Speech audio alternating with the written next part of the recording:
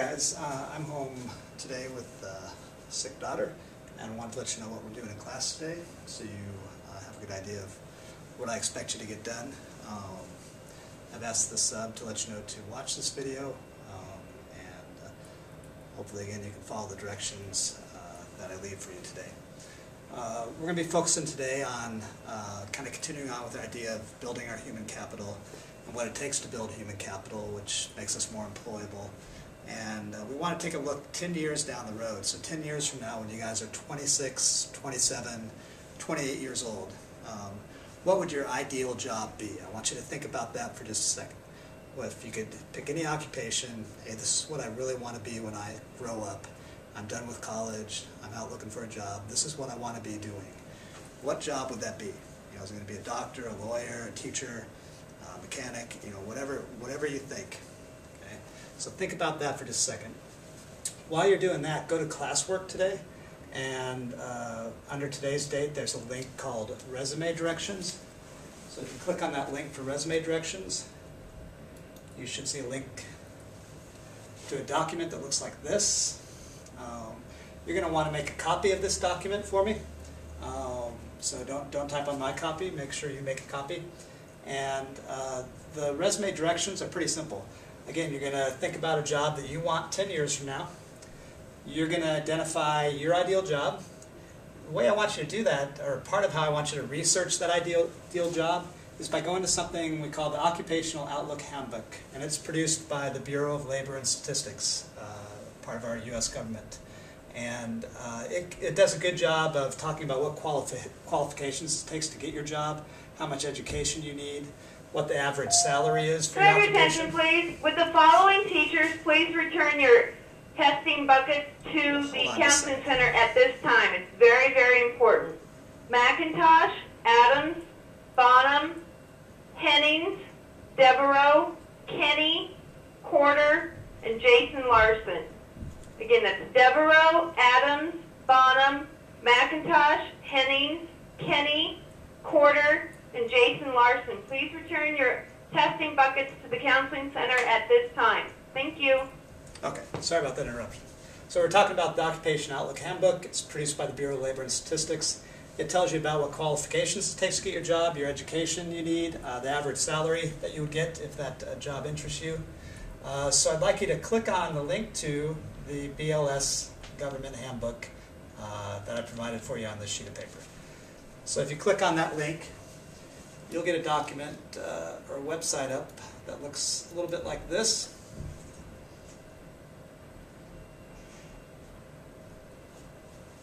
This is the BLS website, and you can search for any job you want.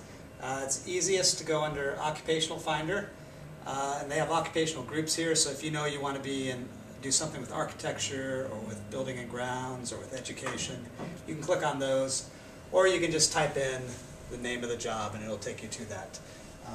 So that's how that site works. And then once you get into your occupation on this site, you can find out all the different information that you need about education and how much money you make and all that good stuff. Okay? So that's the BLS website. Make sure you're using that today.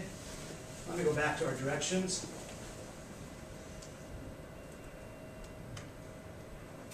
Okay. So the first thing you're going to be doing for this assignment is you're doing that research on whatever your job is. But while you're doing that, we want to think about how we develop our human capital, which is what we were talking about the last couple of days. And these are some different areas of how we can develop our human capital. They're listed 1 through 5 here. Your aptitudes, your education, your work experience, your effort, and high standards, and your building a personal and professional network. All of these were in section 10.4 in the textbook. So if you didn't actually read that yesterday or when you made your video, you probably need to go back and do that, or you'll probably need to go back and review it a little bit. What I want you to put in over here in the blanks that I left empty there for you is I want you to give me specific evidence that you've built up capital in these different areas over the last 10 years. Because remember, we're pretending like this is 10 years down the road. So what would you have done in the last 10 years to build up your aptitudes, interests, and aspirations? What would have you done in the area of education and licensing and certification to get ready for your new job? what work experience would have helped you, or on-the-job training would have helped you get that job. So you're going to go through all these areas and think about, all right, what could have I been doing over the last 10 years to build up those areas of human capital? Okay? So that's part of step 2. Step 3, you're actually going to write a one-page resume, and on your desk there's a folder that has some sample resumes in them. If you want to take a look at one of those right now, that's fine. Go ahead and take them out of the folder.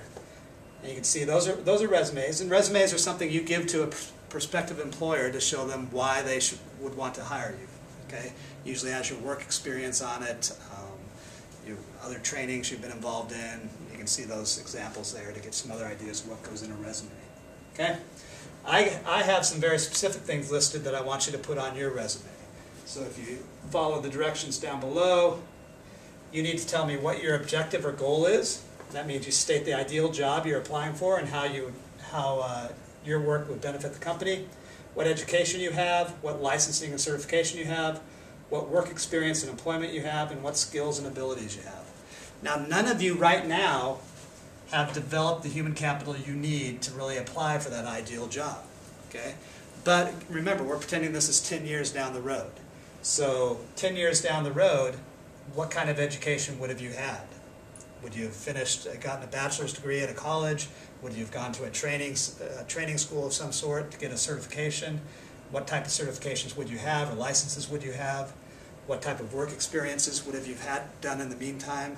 So all those things you need to be thinking about. What would have I been doing? And that's what I need to put into my resume. Okay? Resume is going to be a performance grade, so you'll turn that in for a performance grade, and it'll be due by Friday. Okay, so we'll work on it tomorrow. Today, we're watching this on Wednesday, and it'll be due on Friday. Okay? So hopefully you don't have any questions. If you do, you can email me. I'll probably be online at some point or part of all the day. And if you have other questions, you can for sure ask the sub, and they might be able to help you out too. But most everything you need is here on this document. Okay? Good luck. Do a good job. Be respectful to the substitute teacher, and I'll see you on Thursday.